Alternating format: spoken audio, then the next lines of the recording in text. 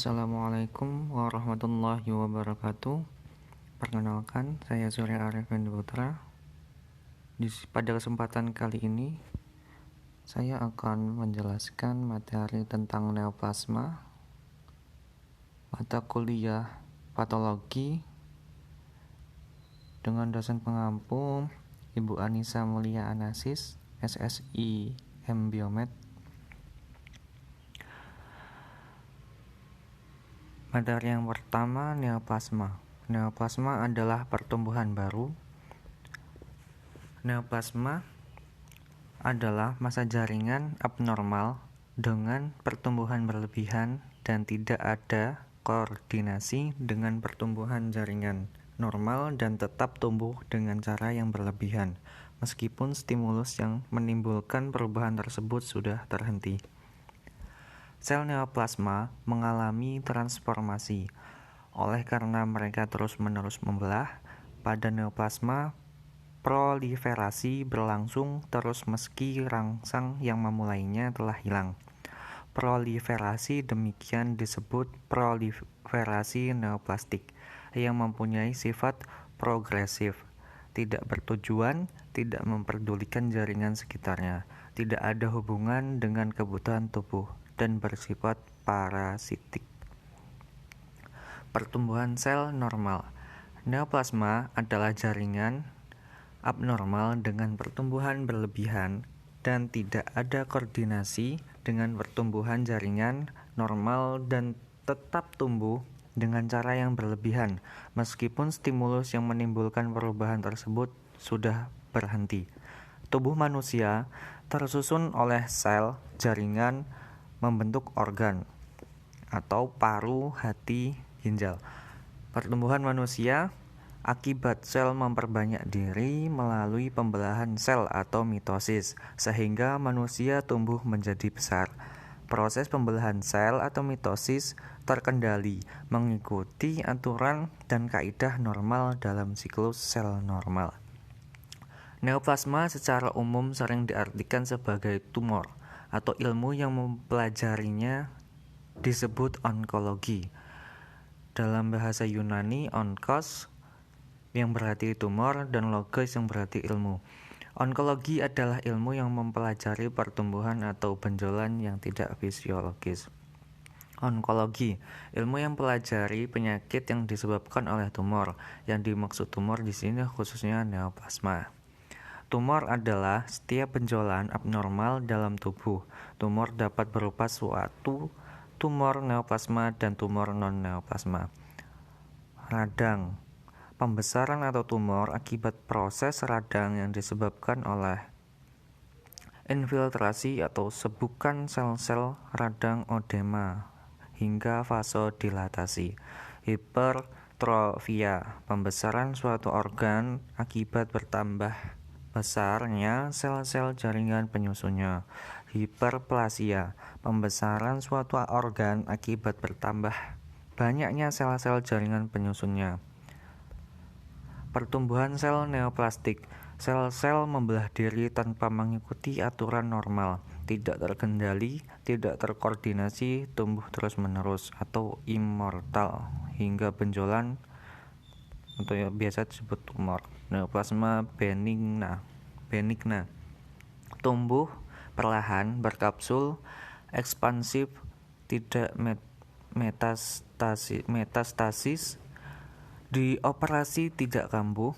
Gambaran mikroskopik masih seperti sel asalnya.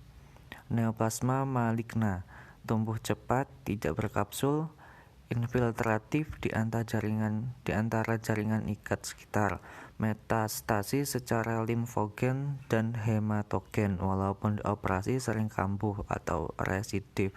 Secara mikroskopik menunjukkan bentuk sel ganas. Metastasis, karakteristik tumor implan, anak sebar yang tidak berhubungan dengan tumor primer atau induk, via hematogen atau sarkoma, limfogen atau karsinoma, dan rongga-rongga serosa atau shedding. Semua tumor ganas dapat metastasis kecuali karsinoma sel basal atau basalioma. Jarang metastasis. Perbedaan tumor jinak dan tumor ganas. Dari segi tumbuhnya, untuk tumor jinak itu lambat, sedangkan tumor ganas itu cepat tumbuh secara kalau tumor jinak itu secara ekspansi, untuk tumor ganas secara infiltrasi. Tumor jinak metastasisnya tidak ada, tumor ganas metastasisnya terdapat metastasis. Untuk batasannya, tumor jinak tegas atau berkapsul, tumor ganas itu tidak tegas. Tumor ganas perbandingan inti dan sitoplasma 1:1 karena jumlah sitoplasma sel berkurang. Bentuk dan ukuran inti berbeda-beda atau pleiomorfik. Kromatin inti bertambah jumlahnya atau hiperkromatik. Lanjut lagi, tumor ganas. Tumor ganas itu diferensiasinya buruk karena sel tumor sudah banyak berbeda dari sifat sel asal atau normal. Tumor jinak diferensiasinya baik. Tumor ganas jika tidak diobati menyebabkan kematian. Untuk tumor jinak biasanya tidak menyebabkan kematian. Faktor-faktor penyebab kanker. Faktor yang menyebabkan kanker disebut karsinogen. Karsinogen kimia terdiri dari: yang pertama, karsinogen alami organik, contohnya aflatoksin, alkaloid, nitroamin di dalam makanan atau minuman. Untuk inorganiknya, contohnya kadmium, koronium, radium abses, plumbum, dan sebagainya. Yang kedua, karsinogen buatan manusia, contohnya bahan industri yang berupa arang, cat, petrokimia, dan lain-lain. Dari segi obat-obatan, alkylating agent, obat KB, dan lain-lain. Yang selanjutnya ada pestisida. Yang ketiga, sinar ionisasi. Yang pertama ada sinar radiasi dan sinar ultraviolet.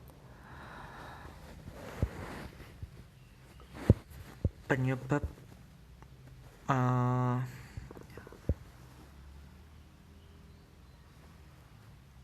ciri-ciri orang tersebut terkena kanker.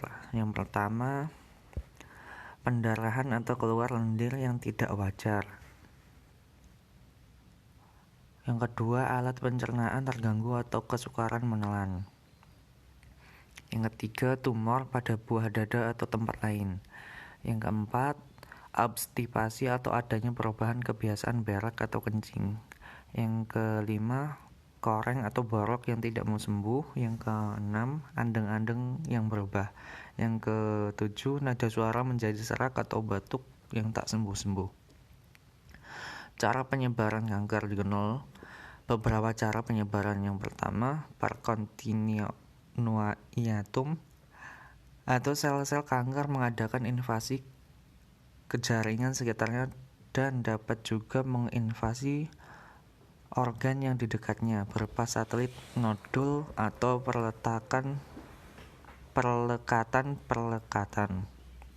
Yang kedua ada limfogen, yang mana sel kanker masuk ke dalam saluran limfa dan menyebar ke kelenjar regional. Karsinoma umumnya menyebar lebih dahulu secara limfogen sebelum menyebar jauh atau metastase jauh. Yang selanjutnya ada hematogen, yang mana sel kanker masuk ke dalam pembuluh darah atau vena dan selanjutnya menyebar ke organ jaringan lainnya yang jauh. Terima kasih. Saya akhiri. Assalamualaikum warahmatullahi wabarakatuh.